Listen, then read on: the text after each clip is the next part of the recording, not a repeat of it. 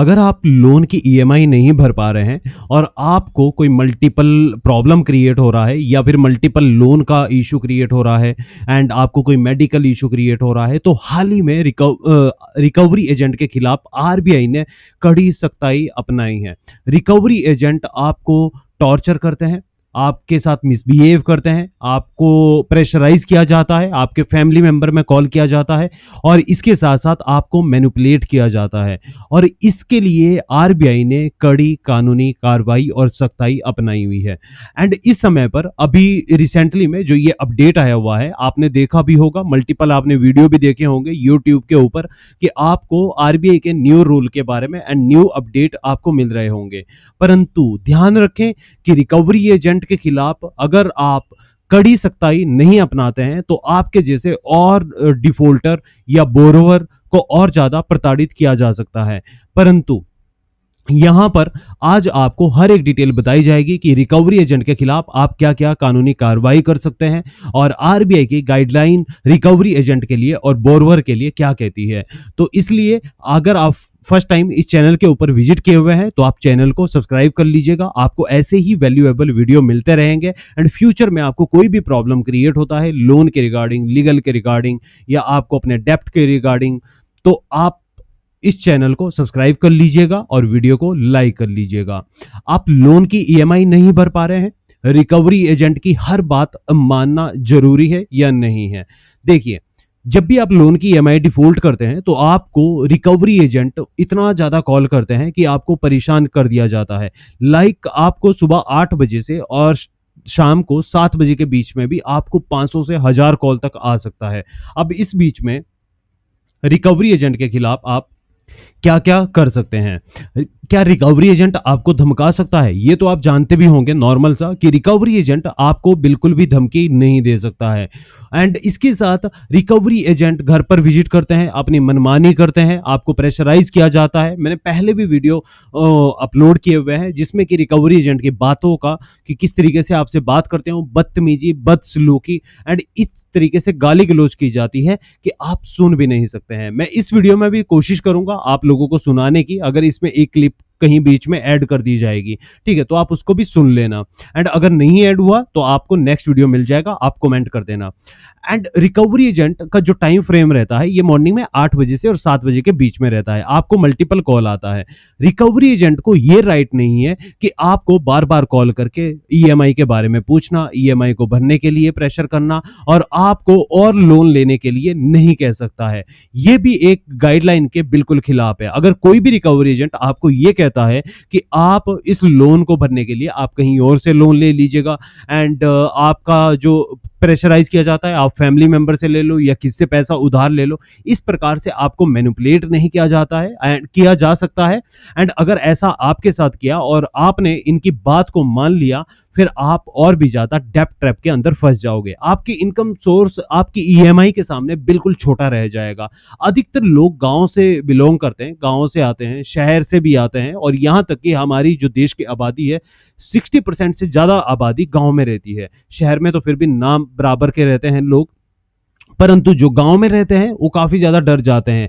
उनका मान सम्मान एंड उनका आसपास का व्यवहार सारा का सारा रहता है। और जब रिकवरी एजेंट घर पर विजिट करते हैं तो पड़ोसियों को बताना एंड आपको धमकाना, तो इस प्रकार से नहीं किया जा सकता है, ठीक है। तो आपको ये बातें ध्यान में रखनी है। और वर्किंग लाइफ जो आपकी रहती है इसके बीच में आपको डिस्टर्ब किया जाता है। अगर आपके साथ रिकवरी एजेंट इस प्रकार से कोई भी मिसबिहेव किया जाता है तो आपको क्या करना है? जो रिकवरी एजेंट आपको कॉल करते हैं आपको उनको डायरेक्टली टाइम फ्रेम मेंशन कर देना है। अगर आप अपने लोन की ईएमआई 1 साल तक या 6 महीने तक या 1 महीने तक या 15 दिन तक या 10 दिन तक नहीं भर पा रहे हैं तो आप डायरेक्टली मेंशन कर दीजिएगा, ठीक है। आपको भी मैनिपुलेट नहीं करना है किसी भी रिकवरी एजेंट को कि हम अरेंज करने की कोशिश करेंगे, 1-2 दिन दीजिए, उस तरीके से, ठीक है। जब तक आपके पास फंड नहीं है तब तक आपको कोई भी प्रॉमिस किसी से भी नहीं करना है। ध्यान रखें आप। रिकवरी एजेंट आपको बार बार कॉल करता है, आपको क्या करना है? सबसे पहले आपको अपने मोबाइल में जाना है, ट्रू कॉलर का आप इस्तेमाल कीजिएगा। उसमें एक सेटिंग आती है जो अननेसेसरी कॉल रहती है उसको आप एक्टिवेट कर दीजिएगा, आपकी कॉल डिसेबल हो जाएगी।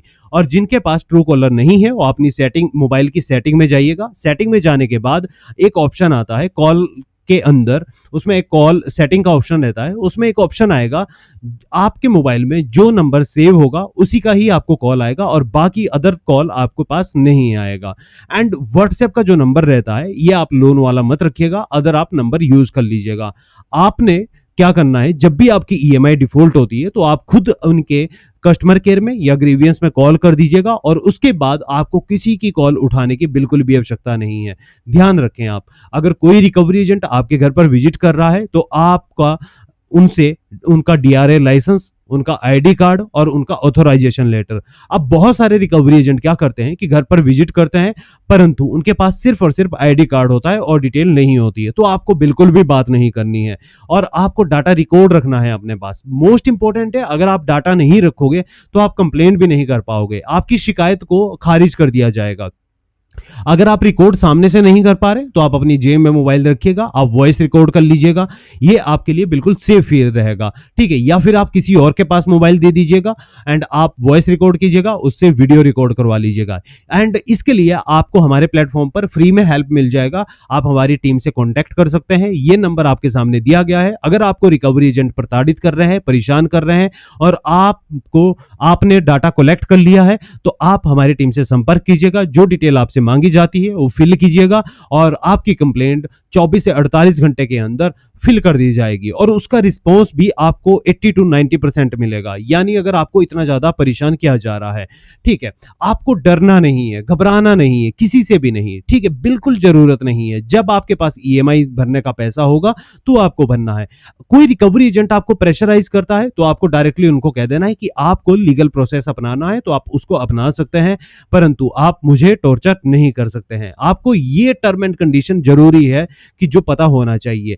रिकवरी एजेंट आपके फैमिली मेंबर में किसी को भी कॉल नहीं कर सकते हैं, आपके लोन की जानकारी नहीं दे सकते हैं और इसके साथ आपके फ्रेंड सर्कल में या फिर सोशल मीडिया पर कहीं पर भी आपकी पोस्ट नहीं कर सकते हैं, ना ही आपकी रिकॉर्डिंग डाल सकते हैं। इसके साथ अब्यूजिंग लैंग्वेज का इस्तेमाल करना, गाली गलौज करना, भद्दा इस्तेमाल करना या फिर आप शारीरिक रूप से कुछ आपको हानि पहुंचाना, ये भी नहीं किया जा सकता है। और अगर आपके साथ ऐसा होता है तो आप 112 नंबर पर कॉल भी कर सकते हैं, परंतु एक टर्म कंडीशन आपको अप्लाई करनी है कि जब भी आपके साथ ये प्रॉब्लम क्रिएट होता है तो सबसे पहले आपको जहां से आपने लोन लिया हुआ है, किसी बैंक से, किसी एनबीएफसी से, तो आपको उनको कंप्लेंट रेज करना है और अगर 30 दिन के अंदर आपकी कंप्लेंट पर कोई भी सुनवाई या कोई भी उसमें आपको सोल्यूशन नहीं दिया जाता है तो आप आरबीआई में कंप्लेंट कर सकते हैं। परंतु ध्यान रखें कि अगर 2 से 4 दिन में ये आप प्रॉब्लम आपकी सॉल्व नहीं होती है तो आप उसी टाइम भी आरबीआई में कंप्लेंट कर सकते हैं। ध्यान रखें आप। क्या रिकवरी और इसके साथ क्या रिकवरी एजेंट या बैंक के रिकवरी एजेंट रहते हैं उनकी बहुत केस में क्या कहते हैं, जब आप बात करते हैं तो बैंक और जो एनबीएफसी कंपनी रहती है ये कहती है कि थर्ड पार्टी है, ठीक है, रिकवरी एजेंसी थर्ड पार्टी है। परंतु हाल ही में आरबीआई ने कहा है कि बैंक को अपनी डिटेल या रिकवरी एजेंट की या फिर रिकवरी एजेंसी की जो डिटेल रहती है उसको मैंडेटरी कर दिया है कि आपको अपनी वेबसाइट पर और जो बोरोवर है उनको डिटेल मेंशन करनी होगी, कौन सी रिकवरी एजेंसी है, कौन सा रिकवरी एजेंट है। ये बहुत जरूरी है, ठीक है। तो आपको ये पॉइंट ध्यान में रखने हैं। इसके साथ क्या लोन डिफॉल्ट होने पर आपकी प्राइवेसी का अधिकार, आप देखिए लोन डिफॉल्ट आपका हुआ है तो अगर आपके किसी भी कॉन्टैक्ट लिस्ट पर कॉल करता है तो इसका मतलब है कि आपकी प्राइवेसी का हनन हो रहा है और इसके खिलाफ भी आप केस भी फाइल कर सकते हो, ठीक है। कंप्लेंट तो आप कर ही सकते हैं परंतु आप केस भी फाइल कर सकते हैं एंड जो भी आपके साथ मिसबिहेव होता है और आपकी प्राइवेसी का हनन किया जाता है।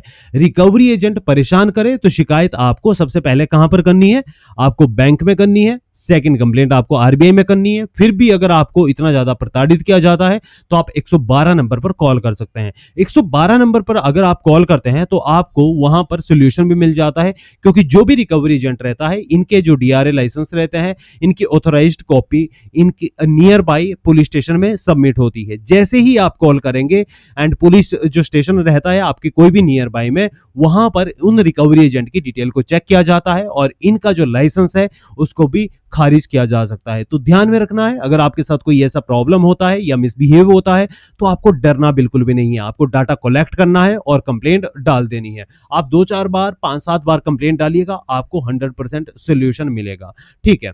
तो ये आज का वीडियो यहीं पर समाप्त होता है, और बाकी आपको कोई भी इशू क्रिएट होता है तो आप कमेंट कर सकते हैं। Thank you.